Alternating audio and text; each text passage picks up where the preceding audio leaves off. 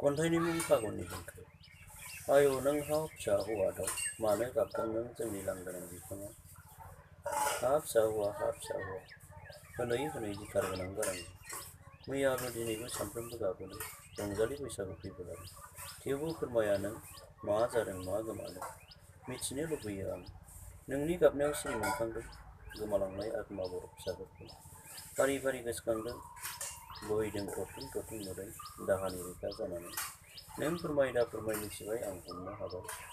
नों थारैनो अखा लेंहरदो, रानस्रावनाय बोथोरखौ थाजिम खालामनो, फैलाव बुहुमखौ समायहोनो।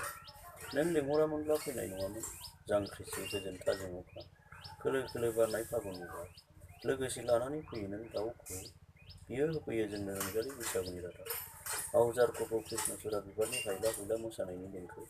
बारहुंखा सारअन्थाइ अखायाबो देंखो रोजाबगोन बारदै सिख्लानि। अनारु दखारिनि नांगोलाव थेये थेये देंखो रिंखांगोन अनाथि सनाथि मैनाथि मोनहाबो।